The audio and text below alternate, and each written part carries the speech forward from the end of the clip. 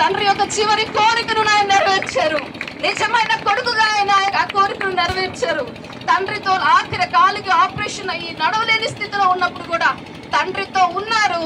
ఆయన దగ్గరే పడుకున్నారు, ఆయనకి తినిపించుకున్నారు, ఒక చిన్న కొడుకులాగా చూసుకున్నారు. ఆఖరికి నా ప్రాణం ఇచ్చిన నా తండ్రిని కాపాడుకుంటానని చెప్పని అంత ప్రేమ కలిగిన కుమారుడు, ప్రేమ కలిగిన తండ్రికి ఆయన ఉన్నాడు కనుక అంత మంచిగా ఆయన అన్ని మాటలు ఆయన అన్నారు. కానీ ఆయన ఒకటే అన్నారు, ప్రభు కోసం మనం ఉందాం కదా. గతంలో నేను చెప్పాను, అంతకుముందు మా అత్తయ్య గారి యొక్క ఆదరణ గుడికి మీరు వచ్చినప్పుడు జేసీ ప్రభాకరయ్య గారు మీతో ఒక మాట చెప్పారు, క్రీస్తు కొరకు మాల అనిపించుకోవడానికి కూడా హెప్సిబా సిద్ధపడింది అని.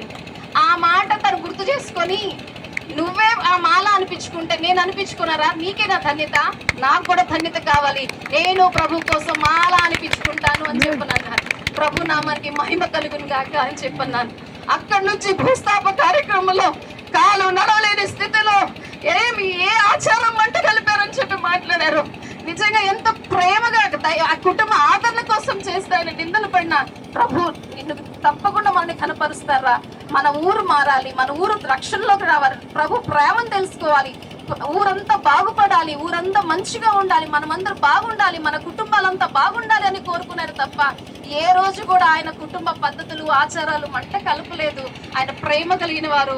నిజంగా క్రీస్తు ప్రేమ నా యజమానిలో, క్రీస్తు ప్రేమ మా మామలో, క్రీస్తు ప్రేమ మా అత్తమ్మలో, క్రీస్తు ప్రేమ మా కుటుంబంలో ఉంది. అందును బట్టి నేను దేవుణ్ణి మహిమపరుస్తున్నాను. దేవునికి స్తోత్రం, హల్లెలూయా.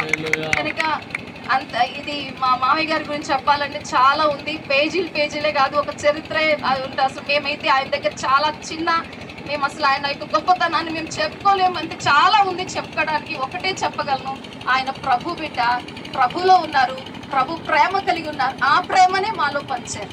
మంచి తల్లిదండ్రులకు చక్కటి కొడుకు పుట్టాడు, మంచి కుమారులు, కూతుర్లు, మరి 5 కూతుర్లు, 2 కొడుకులు, మంచి ఫ్యామిలీ, దాదాపు అల్లుళ్ళు, మనవళ్ళు, మనవ సంతానం. ఆఖరిగా నేను ఒక మాట చెప్పాలనుకుంటాను, ఎవరిని కించపరచమని కాదు, కానీ అల్లుళ్ళు బంగారం లాంటి అల్లుళ్ళు ప్రభు కొరకు నిలబడ్డారు. దేవుని స్తోత్రం, హల్లెలూయా. ఎవరు రాకపోతే, కనీసం శవం అక్కడ పెట్టి అక్కడ అలాగే ఉంటే, కనీసం దగ్గరికి రాకపోతే అల్లుళ్ళు ముందుకొచ్చి రండ్రా అని చెప్పనని ధైర్యం చేసి ముందుకొచ్చారు. కనీసం కూతుర్లు కూడా ఆ టైంలో ముందుకు రాలేకపోతే నా అల్లుళ్ళు అంటే అప్పుడు మా బావలు బంగారం అని చెప్పానన్నారు. నేను అనుకున్న ప్రభా ఆ ప్రేమ వాళ్ళలో ఉంది. మరి మా 2వ అన్నయ్య అమ్మాయి పెళ్లికి పాట పాడారు. ఇప్పుడు నన్ను అడిగారు, నేను వెళ్ళినప్పుడు, అందరి ఇంటికి వెళ్ళినప్పుడు, నాన్న నేను ఒక పాట పాడొచ్చానంటే, అన్న నువ్వు తప్పకుండా పాడదు, కానీ మా ఆడపడుచులు బంగారం, మా అన్నయ్యలు బంగారమే, నా మరిది, నా చెల్లి పిల్లలు, అలాగే నా అల్లుళ్ళు, కోడళ్ళు అందరూ మంచివాళ్ళు, మంచి ఫ్యామిలీ మాది. ఎందుకంటే గాదంశెట్టి వెంకటయ్య గారు ప్రేమ కలిగిన వారు, అత్తమ్మ ప్రేమ కలిగిన వారు కనుక ఆయన గర్భాన పుట్టిన పిల్లలందరూ కూడా తెలియక పొరపాటు చేశారు తప్ప వారు ప్రేమ లేని వారు కాదు, వారి బంగారాలు. వాళ్ళు చాలా చాలా మంచివారు. నా ఫ్యామిలీ కోసం ప్రార్థన చేయండి. నా మరిది గారు చాలా మంచివారు, ప్రేమ కలిగిన వారే ఆయన కూడా. కానీ కొంచెం ఎందుకంటే చదువుకోలేదు కాబట్టి ఆయన అలా ప్రవర్తిస్తారు. దైవజనులైన మీరు కూడా కొన్ని తెలుసు మీకు, మీరు కూడా చాలా భయపడి ఉంటారు మా మరిది గారిని బట్టి. ఎందుకంటే నాకు తెలియజేశారు తర్వాత, అమ్మో మీ మరిది గారు ఉన్నారు కాబట్టి షార్ట్ ప్రేయర్ చేశారు. ప్రార్థన, పరిపూర్ణమైన ప్రార్థన కూడా చేయలేకపోయారు కొంతమంది మా మరిది గారి గురించి తెలుసుకున్న వాళ్ళు. కానీ ఒకటి, మా మరిది గారు చాలా ప్రేమ కలిగిన వారు. ఆయన చదువుకోలేదు కాబట్టి కొంచెం మూర్ఖ స్వభావం ఉంటుంది, కానీ చాలా ప్రేమ కలిగిన వారు. వారి ఫ్యామిలీ కూడా చాలా మంచిది. మా ఫ్యామిలీ కోసం ప్రార్థన చేయండి.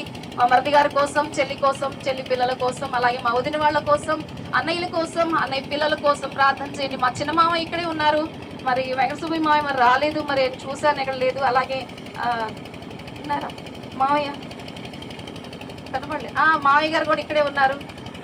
నేను ఒక మామయ్య గారిని లాస్ట్ టైము స్కూటీ మీద కూర్చున్నారు ఎండలో, ఇప్పుడు చక్కగా బెంచ్ మీద ఉన్నారు. మా మామయ్యలు ఇద్దరు కూడా వెంకటసుబ్బి మామయ్య గురించి ఒక మాట చెప్పాలి. ఏరా పెద్దడా, ఏమనుకుంటున్నావురా నువ్వు, అసలు ఏమనుకున్నావు, మా అన్నని మా వదిన్ని వేరు చేద్దాం అనుకుంటున్నావా, ఏమనుకుంటున్నావు అంటే, అయ్యా నేనేం చేశానయ్యా నిన్ను, నేను ఇప్పుడు ఏం చేశానంటే, నువ్వు చేసిందేంద్రా, నేను వెళ్ళొచ్చాను అక్కడికి అని అన్నారు. ఏం చేశానయ్యా నేను అంటే, మా వదిన్నేమో అటు పెట్టావు, మా అన్నయ్య నీ దూరం చేసావు అని అన్నారు. మామయ్య ఇప్పుడు చూడండి, మీ అన్న వదిన పక్కనే ఉన్నారా, దూరం. అందుకనే మా మామయ్యని బట్టి ఆ సమాధి ఏమైపోయింది, కలిసిపోయింది. వాళ్ళు ఎప్పుడు కలిసే ఉన్నారు మా అత్తయ్య మామయ్య. ఎప్పుడు ఆయన నిజంగా చాలా ఇందాక దానం అనేది చెప్పినట్టు చిలకా గోరింకలు ఆయన్ని చూసి నేటి చాలా మంది మా వదినోళ్ళు కూడా అంటారు, నేను కూడా అనేదాన్ని, మా మామయ్య లాగా నువ్వు ప్రేమించవేంటి అంటే మీ మామయ్య నుంచి నేను నేర్చుకున్నాను అని అనేవారు. కనుక చిన్న మామయ్య అయినా, మరి రామయ్య మామయ్య అయినా, అలాగే వెంకటేశ్వర మామయ్య గారు అయినా వాళ్ళ అన్నంటే చాలా ప్రేమ.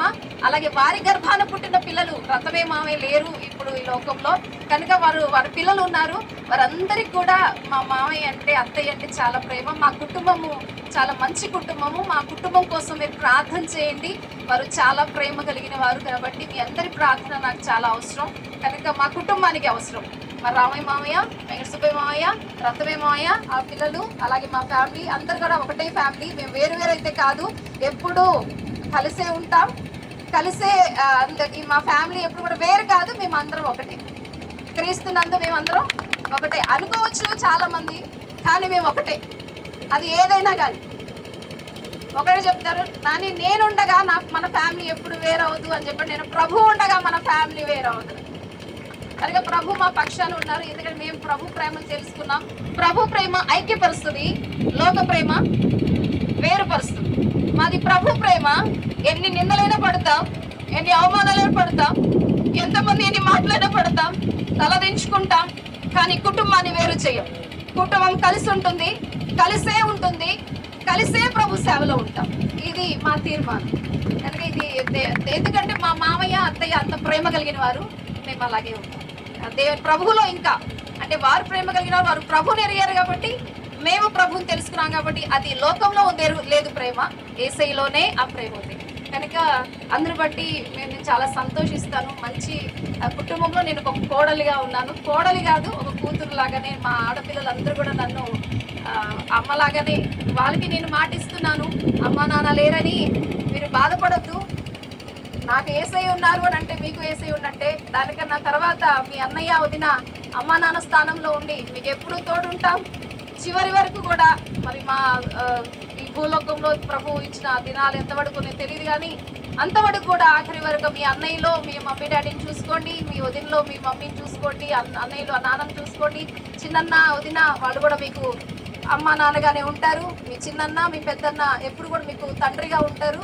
కనుక మీరు దిగులు పడొద్దు, ఏడవద్దు. ఇక నుంచి ఎప్పుడు కూడా అమ్మ నాన్న లేరు అని చెప్పని అమ్మ నాన్నని మీ అన్నయ్యలో చూసుకోండి. మేము కూడా సాధ్యమైనంత వరకు మీ మమ్మీ అంత ప్రేమ మేము పంచకపోవచ్చు, కానీ తప్పకుండా ప్రభులో ఉన్నాం కాబట్టి క్రీస్తు ప్రేమను మేము పంచగలం.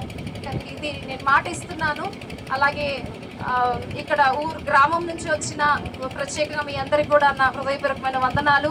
మమ్మల్ని ఎంతగానో ప్రేమించి మా కుటుంబం కొరకు నిత్యము మీరు ప్రార్థిస్తున్నారు. ప్రేమపూర్వకంగా ఈ ఆదరణ కూడికి వచ్చినందుకు మీకు వందనాలు. అలాగే నా రక్త సంబంధికులు ఉన్నారు, వారందరిని బట్టి మరి దూర ప్రాంతం నుంచి మా పెద్దమ్మ, మా చిన్నమ్మ, మా చిన్నాన్న, అన్నయ్య దూర ప్రాంతాల నుంచి వచ్చారు. నా ఆత్మీయ తండ్రి యొక్క కుమారుడు, అలాగే ఆత్మీయ తల్లి మరుసటి తల్లి గారి యొక్క కుమార్తె, అలాగే ఇక్కడ చాలా మంది నా ఆత్మీయులు దూర ప్రాంతం నుంచి వచ్చారు. అనంతపురం నుంచి వచ్చిన మరి అన్న వదిన, మరి సుధాకర్ అన్నయ్య, అలాగే సునదినమ్మ చాలా ప్రేమ కలిగిన వారు.